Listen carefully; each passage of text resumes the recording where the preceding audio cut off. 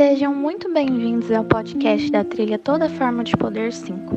Quem vos fala sou eu, Sara, e pretendo te guiar nesse episódio nomeado Taiwan, um país ou não? Para dar início ao nosso processo de aprendizagem, é preciso da sua extrema atenção e compreensão. Conto com você para essa pequena expansão de conhecimento. Vamos lá?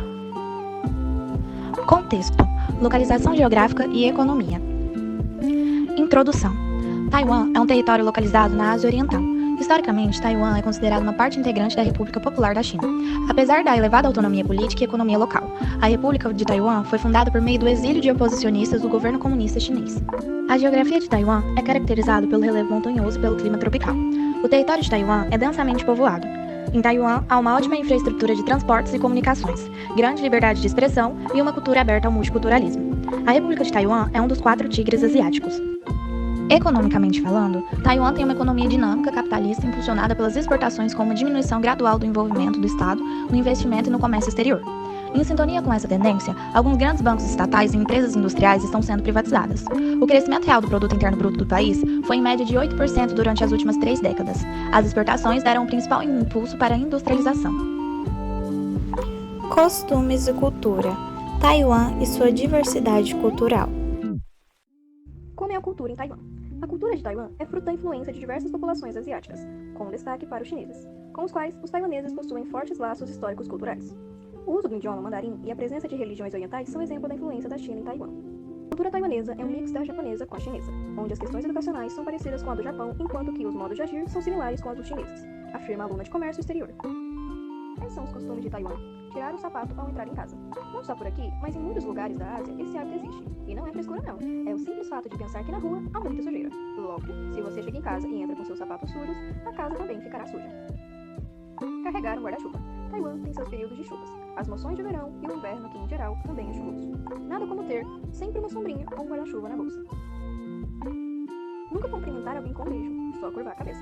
Para nós brasileiros, eu duvido que alguém já não tenha cometido essa gafe ao chegar em um país onde não se beija ou cumprimentar, ainda mais sendo recém-chegado. Mastigar fazendo barulho e falar enquanto come.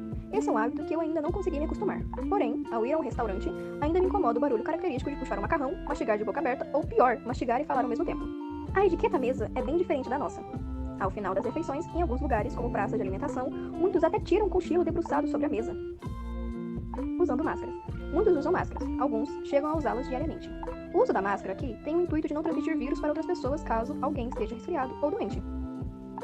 Agressão regras. Fico impressionada como os taiwaneses seguem e respeitam as regras. Para muita coisa, há multas para serem aplicadas. Um exemplo é caso atravessar a rua em sinal fechado para pedestres, você pode sim receber uma multa. E para tudo há regras, que em grande maioria são seguidas. Saúde, política e educação de Taiwan. Política de Taiwan. Taiwan teve origem com a vitória da Revolução Chinesa, em 1948, a derrubada do governo Chiang Kai-shek e a instauração do governo socialista de Mao Tse-tung.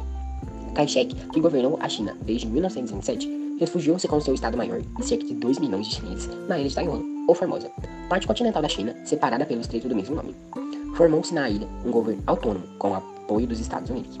A partir deste período, a China seguiu dividida em duas: República Popular da China, a parte continental, e a China nacionalista, ou Taiwan, parte insular.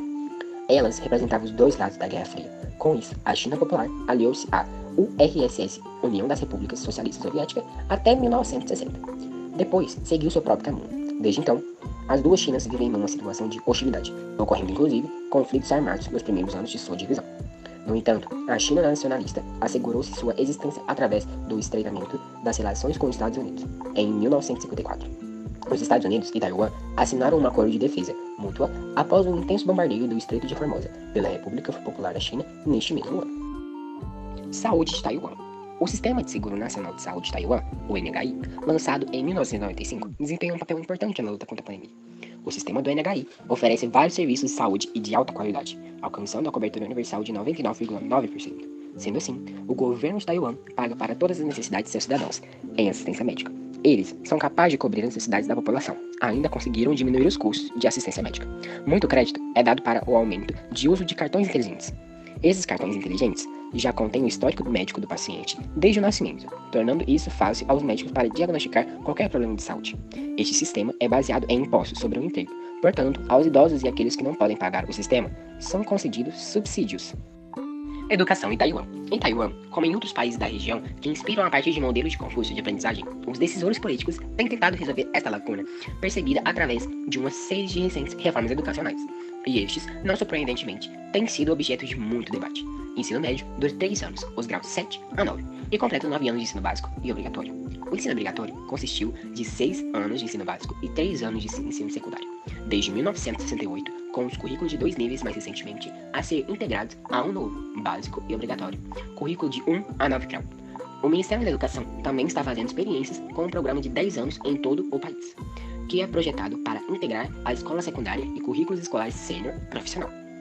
Estudantes do ensino médio que estão interessados em iniciar um programa de 2 anos na formação profissional pode fazê-lo durante o último ano da escola secundária. O Ministério afirma em um relatório recente que pretende, eventualmente, estender a escolaridade obrigatória para 12 anos, para cobrir o ensino médio secundário, na esperança de criar uma estrutura mais completa educacional. Taxas de matrícula bruta de 9 anos do ensino obrigatório têm sido perto de 100% para mais de 30 anos. Conflitos e relações com a China. Após a derrota chinesa na Primeira Guerra Sino-Japonesa, a ilha chegou a ser ocupada pelo Japão, a título de indenização pelo Tratado de Tianjin ou Tianjin, que iniciou um processo de ocupação e colonização. A forte resistência inicial dos chineses de Taiwan contra a colonização japonesa foi derrotada militarmente, um acúmulo de uma parte da elite local com os invasores japoneses. Entretanto, entre o fim do século XIX e os anos 1930, ocorreram muitas rebeliões contra a ocupação japonesa, algumas das quais resultaram em milhares de mortos, sem mencionar diversas outras estratégias de resistência. A China continental se dividiu em vários governos regionais menores no período seguinte. Após o fim da monarquia em 1912, a ocupação japonesa de Taiwan pendurou até o final da Segunda Guerra Mundial. Após a rendição do Japão em 15 de agosto de 1945, a ilha de Taiwan retornou ao controle da República da China, cuja formalização se deu mais tarde, pelo Tratado de Paz de São Francisco de 1951. Em maio de 1950, após a derrota das forças nacionalistas lideradas pelo general Chiang Kai-shek na Guerra Civil Chinesa, entre 1947 e 1949, os nacionalistas refugiaram-se para a ilha de Taiwan e ali estabeleceram a sede administrativa do governo da República da China. Embora os nacionalistas tenham perdido o controle territorial da China continental e mais tarde perdido a representação no assento do Conselho Permanente da ONU em 71, eles se consideram ainda de direito como legítimos representantes da nação chinesa sob a bandeira da República da China.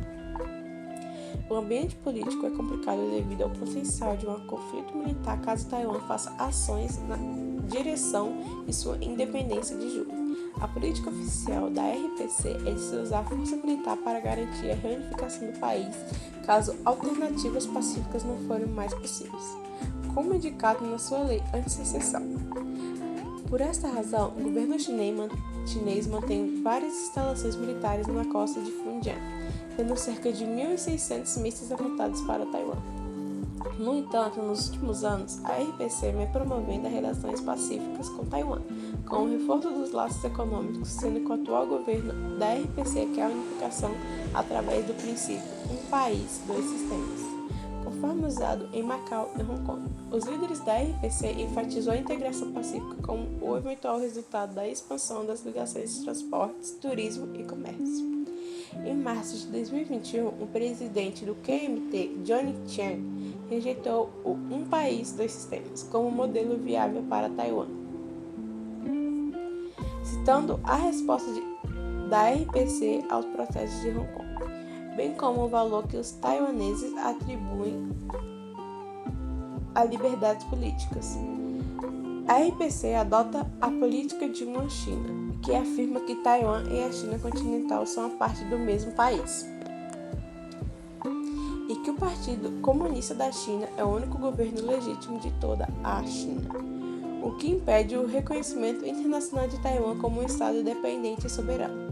Por seu lado, a República Popular da China parece considerar o uso do nome República da China mais aceitável do que uma declaração oficial de independência. No entanto, com a ascensão de movimentos de independência, o nome Taiwan tem sido empregado cada vez mais frequentemente na ilha. Curiosidades sobre a ilha. Qual o nome oficial de Taiwan? Taiwan é uma pequena nação composta por uma ilha principal e várias ilhas menores. Nos anos 1500, os portugueses avistaram a ilha e chamaram de Ilha Formosa, por conta de sua beleza. E até hoje, Taiwan é conhecida por esse nome. Hoje, o nome oficial de Taiwan é República da China, enquanto o território continental chinês é a República Popular da China.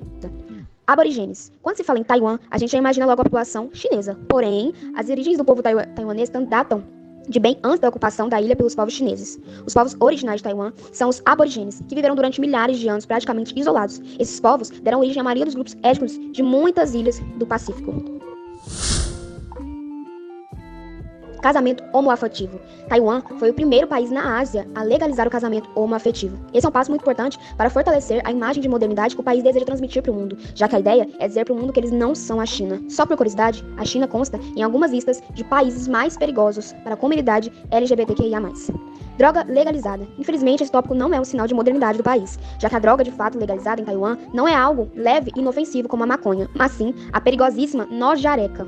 A nojareca é uma droga psicoativa usada amplamente pela população mais velha e de baixa renda em Taiwan e muitos outros países asiáticos, especialmente da região sudeste do continente. O uso se dá mascando a noz, juntamente com algumas folhas, até extrair todo o seu suco. Templos budistas versus taoístas. Metade da população de Taiwan é adepta do budismo ou do taoísmo, e muitas vezes de ambas as religiões. O que acontece é que os templos são considerados lugares de veneração, mas não importa a quem se está venerando. Muitas entidades divinas veneradas em Taiwan são apenas personificações de forças de natureza. E é ok você entrar num templo budista, taoísta ou misto para fazer suas preces a elas. Confucionismo. Além das religiões, muitos taiwaneses também vivem conforme os ensinamentos do confucionismo, uma doutrina filosófica originária da China que rege boa parte da vida social e política na Ásia, mas que também pode ser entendida como uma religião. Após todas essas informações e características da ilha, ainda se é contemplado o grande questionamento. Taiwan, um país ou não? Como poderia não ser considerado um país, já que para se denominar um, é preciso ter um território delimitado por e a partir de relações de poder, tendo que apresentar território autônomo, governo e população. A luta incessante para ser identificado não será imediata e tampouco curta, porém esse processo gradativo nos permite pensar em como uma população deve ser capaz de possuir o direito de um reconhecimento digno.